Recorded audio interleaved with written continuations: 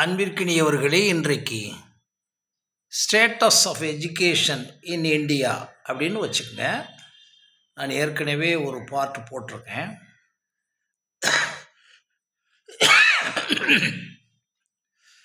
நீங்கள் தயவுசெய்து புரிஞ்சுக்கிற வேண்டியது, பள்ளிக்கூடங்களை நான் குறை சொல்லிவிட்டேன் என்றோ அல்லதெல்லாம் கிடையாது. கேரளாவிலேருந்து கூட நான் போட்டதுக்கு அவங்க ஃபீட்பேக் கொடுத்துருக்காங்க. We want to go with யூன்னு சொல்லி. நான் என்ன சொல்ல வர்றேன்றதை நல்லா கொஞ்சம் தீக்கம் பாருங்கள். உங்களுடைய ஒவ்வொரு குழந்தையும் நான் எந்த விதமான கூடு குரல் சொல்ல, எக்ஸப்ட் ஸ்பெஷல் சைல்டு, அதில் எம்ஆர் மட்டும்தான்.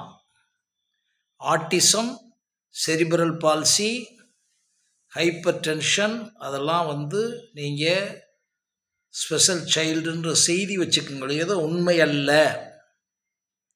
ஸ்பெஷல் சைல்டுன்ற உள்ளே கொண்டே விடுறீங்களே ஒழிய, ஆட்டிசம் சைல்டு வில் பிகம் அவங்கள நீங்கள் எப்படி கிரியேட் பண்ணிடலாமன்னா, எதிர்காலத்தில் ஒரு சைல்டு ப்ராடிஜி ரேஞ்சுக்கு கிரியேட் பண்ணக்கூடிய எல்லாமே இருக்குது. எங்களுடைய செல்ஃபாலஜி படி சொல்லுகிறேன். நீங்கள் எதுவுமே எனக்கு பேச வேண்டியதில்லை. உங்களுடைய தொலைபேசியை வச்சு எனக்கு காண்டாக்ட் பண்ணுங்கள். வெறும் இமெயில் மட்டும் இல்லாமல் எனக்கு பேசுங்க. எந்த விதமானதில் எல்லாம் ரெக்கார்ட் பண்ணிக்கங்க.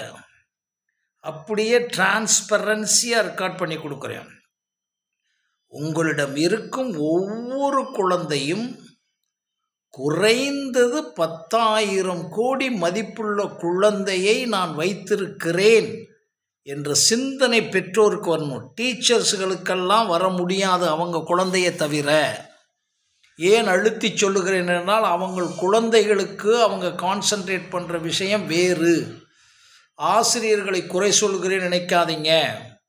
அதுக்கு தான் நான் கேட்ட கேள்விக்கு நீங்கள் பதில் எழுதுங்க. படிச்சுட்டு நேராக வாங்கன்னு சொல்கிறேன். அல்லது தொலைபேசியில் காண்டாக்ட் பண்ணுங்கள். உங்களுக்கு என்ன தெரியும்லாம் என்கிட்ட கேட்டுறாதீங்க. நல்ல சோசியல் இன்ட்ராக்ட் பண்ணுங்க என்கிட்ட. நீங்கள் என்ன சாரி பண்ணிட முடியும்? நீங்கள் பாட்டுக்கு ஏதோ சொல்லிக்கிட்டு இருக்கீங்க. அதெல்லாம் கிடையாது சார், கிடையவே கிடையாது. ஃபின்லாண்டில் பண்ணுறாங்கன்னா அது குழந்தையா அல்லது இன்னும் பெரிய இதா? அமெரிக்காவில் பண்ணுறாங்க, ஜப்பானில் பண்ணுறாங்க. ஜப்பான் எஜுகேஷன் போட்டு பாருங்கள், ஜப்பான் ஸ்கூல்னு போட்டு பாருங்கள், ஃபின்லாண்ட் எஜுகேஷன் போட்டு. ஃபின்லாண்டை தூக்கிக்கிட்டு இருக்குன்னு நினைக்காதீங்க. அவங்களுக்கு தெரியாமலேயே, நான் சொல்கிறேன், தெரிஞ்சு செய்கிறாங்களான்னு தெரியாமலே பிரெயின் மேனேஜ்மெண்ட்டும் பொட்டன்ஷியல் மேனேஜ்மெண்ட் படி தான் அந்த குழந்தையை அவங்க வளர்க்குறாங்க. ஆனால் அவங்களுக்கு நான் சொல்லுகிற விஷயம் எப்படின்னா, every child is different. Every child should be treated individually, genetically, selfologically and scientifically with 5 managements: time management, body management, food management, brain management and potential management. இது ரொம்ப தெளிவாக, இது நான் மெத்தட் சொல்கிறேன். சாப்பாடு கொடுப்பது முக்கியம் இல்லை. இந்த ஃபுட் மேனேஜ்மெண்ட்டில் பெற்றோர்களுக்கு 1 வயதிலிருந்து வச்சுக்கிறோம். முதல்ல அவங்களுக்கு ஃபீட் கொடுப்பாங்க. மதர்ஸ் ஃபீடு, ப்ரெஸ்ட் ஃபீட் கொடுப்பாங்க. மதர்ஸுடைய அந்த தாய்ப்பால் கொடுப்பாங்க. நான் சொல்லுகிற விஷயம், when the child enters into the light consciousness, அப்படின்னா என்ன? லைட் கான்சியஸ்னஸ்னால் வேணான்னு சொல்லும், கையை தட்டும், தள்ளி விடும். இப்போ அந்த பாலை குடித்தோடனே அதை எடுத்துரும். Because it satisfy. எப்படி சாட்டிஸ்ஃபை ஆகுதுன்னா, போதும் பால். ரொம்ப தெளிவாக சொல்கிறேன், கோச்சுக்கிறாமல் கேட்கணும் முதல்ல. இது மாதிரியே உங்களை பார்த்துட்டு ஒரு மாதிரி இருந்தால் அந்த குழந்தை அப்படியே தடுமாறும். நீங்கள் சிரித்தா நல்லா சிரிக்கும். புரிஞ்சுக்கிட்டீங்களா? அதனால தான் சொல்கிறேன், 1 வயது அல்லது 2 வயதை வச்சுங்க. சைல்டு ப்ராடிஜியே டிஃப்ரெண்ட்.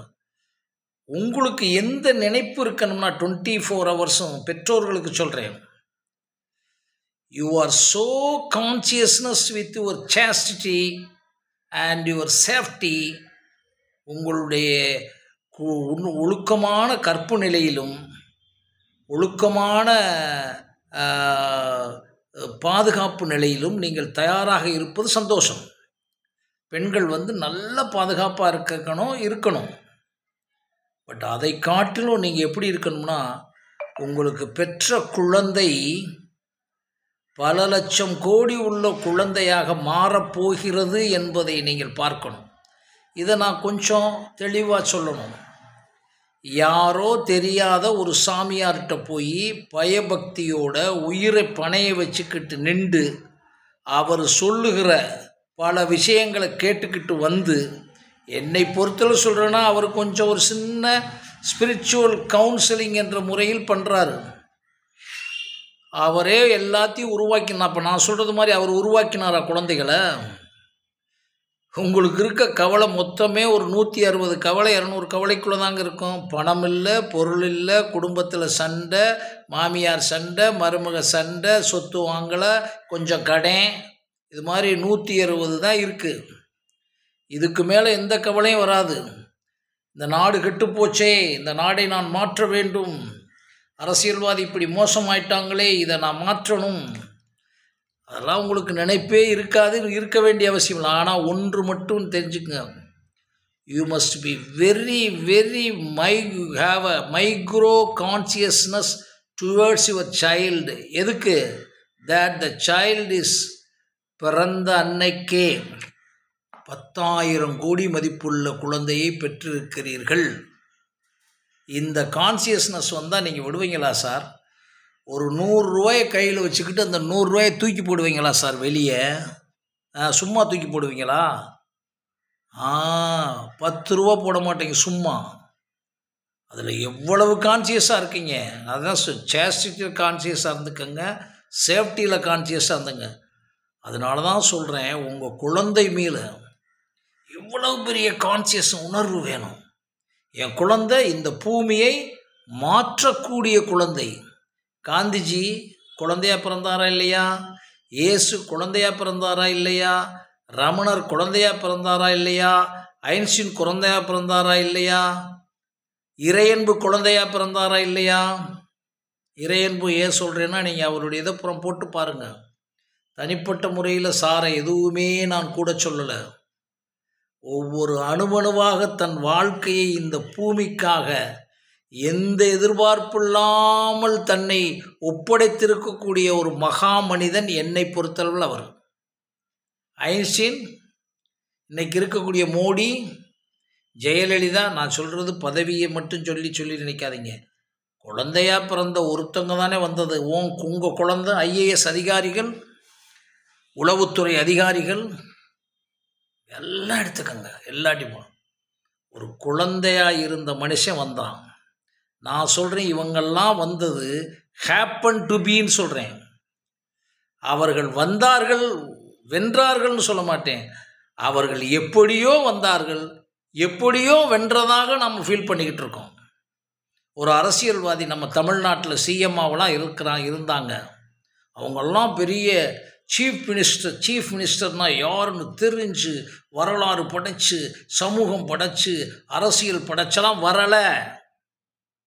Happen to be. அதே மாதிரி தான் IAS அதிகாரிகள்லாம் நிறையா பேர் இருக்காங்க. அதில் மிக மிக கண்ணியம், கடமை, கட்டுப்பாடோடு இருக்கிறவங்க ஒரு குரூப் இருக்காங்க. நான் யாரையும் நான் உங்களை ஒன்றெல்லாம் தூக்கியெல்லாம் பேசலை. அதே மாதிரி ஜுடிஷியல், அதே மாதிரி காவல்துறை, அதே மாதிரி அரசியல்வாதிகள், அதே மாதிரி ஆன்மீகவாதிகள், ஒருத்தங்க கூட 100% உண்மையாக இருந்து வந்திருந்தா உடனே எல்லாத்தையும் சொல்கிறீங்களா நீங்கள் பெரியவரான்னு கேட்டுறாதீங்க. அப்படியெல்லாம் கிடையாது. அப்படி இருந்திருந்தால் எவிடன்ஸ் இன்னைக்கு வந்துக்கிட்டு விடிய விடிய நீங்கள் லஞ்சம், லாவண்யம் எப்படிங்க வந்திருக்கோம்? எப்படி வந்திருக்கோம்? அந்த சாமியார் இந்த சாமியார். இன்றைக்கி பார்த்தீங்களா தமிழ்நாடு இந்தியா முழுவதும் எல்லாமே பொய்மையினுடைய மிகப்பெரிய ரகசியமாயிருச்சு. அதுக்கு காரணம் என்ன தெரியுமா? நீங்கள் விதையிலே சரி பண்ணலை. அந்த விதையிலே சரி பண்ணுற விஷயந்தான் ஒரு பெற்றோருக்கு ஃபின்லாண்டில் வச்சுருக்க மாதிரி 17 வயது வரை அந்த குழந்தையை நீங்கள், என் குழந்தை 10,000 கோடி உள்ள மதிப்புள்ள குழந்தையை நான் வைத்திருக்கிறேன். சாப்பாடு போடுவதல்ல சார், ஸ்ட்ரெஸ் வாங்கி கொடுக்குறதல்ல. ஒன்று நினைக்கணும், அடுத்து பெற்றோர்கள், என் குழந்தைய மறந்தும் கூட என் கனவுல கூட இன்னொரு குழந்தையோட ஒப்பிடவே கூடாதுன்ற அறிவியல் அறிவு தெரியணும். ஒப்பிடக்கூடாதுன்னு அட்வைஸ் எல்லாம் கிடையாது. It has been proved. ஒருவன் இரட்டை குழந்தையாக பிறந்தவன் கூட இன்னொரு குழந்தையாக அவன் மாறவே முடியாது. ஏதோ சின்ன சின்ன ஒரு 10% ஒருத்தருக்கு ஒருத்தர் முகம் நல்லா இருக்குது. இந்த மேட்ரு வேறு. இந்த மேட்ரு பேசிக்கிட்டே இருப்பேன். நீங்கள் இதை தெரிகிறதுனா ஒண்டர்ஸ் ஆஃப் டிஎன்ஏன்னு நான் போட்டிருக்கேன். அந்த தலைப்பில் போட்டு பாருங்கள். பிரெயின் 100ன்னு போட்டு பாருங்கள், நான் பேசியிருக்கேன். ஆர்ட் ஆஃப் லேர்னிங் போட்டு பாருங்கள், ஆர்ட் ஆஃப் ரீடிங் போட்டு பாருங்கள், ஆர்ட் ஆஃப் பேரண்டிங் போட்டு பாருங்கள். நீங்கள் என்னுடைய யூடியூப்பில் வரும், ஜூனியர் ஐஏஎஸ் அகாடமின்னு போட்டுட்டு. ஏன் இதெல்லாம் சொல்கிறேன்னா, பெரிய காரியத்தை செய்து புரட்சி பண்ண விரும்பல. இந்த பூமி புரட்சி பண்ணக்கூடிய ஒரு விஷயத்துக்கு பல கோடிக்கணக்கான குழந்தைகள் பிறந்து விட்டன. நாமெல்லாம் இந்த பூமியிலிருந்து வெளியேறதுக்கு தயாராகிக்கிட்டு இந்த கதறிக்கிட்டு இருக்கேன் நான். இதை புரிவதற்கு என்ன கஷ்டம்? வீடு கட்டியாச்சு சார், என் பிள்ளையை கட்டி கொடுத்துட்டேன் சார். இதெல்லாம் நத்திங் இன் திஸ் வேர்ல்டு. ஒரு குழந்தையை நீ உருவாக்கி இருக்கியா? எப்படி உருவாக்கி இருக்கணும்? படிப்பு திறனில், பண்பாட்டு திறனில், விளையாட்டு திறனில், படைப்பு திறனில், மானுட திறனில். இந்த 5 உருவாக்குற விஷயத்துக்கு தான் இப்போ இருக்க சிஸ்டம் ஒரு 10% பள்ளிக்கூடங்கள் இருக்கின்றன, ஆசிரியர்கள் கொஞ்சம் இருக்கிறார்கள். இந்த சிஸ்டத்தை உருவாக்குறது தான் நான் சுயவியல் கோட்பாடுன்னு பண்ணியிருக்கேன். அடுத்து ஒரு project reprogramming the DNA or wonders of டிஎன்ஏன்னு பண்ணிக்கிட்டு இருக்கேன். இது பூரா அறிவியல் பூர்வமாக நான் பேசுவது. ஏதோ அருள்வாக்கு சொல்கிறது, ஏதோ ப்ரெடிக்ட் பண்ணுறதெல்லாம் கிடையாது. நமக்கு ஏற்கனவே பல பேர் ப்ரெடிக்ட் பண்ணி போயிருக்காங்க.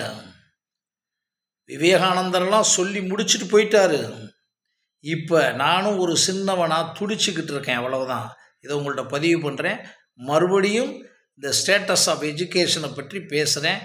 மறுபடியும் சந்திக்கின்றேன். நன்றி, வணக்கம். இதை ஸ்டேட்டஸ் ஆஃப் எஜுகேஷனில் ஒரு பகுதியை வச்சுங்க. எந்த பகுதியை தொட்டாலும் அதில் சின்ன சின்ன முடிவுகள் வரும். நன்றி, வணக்கம்.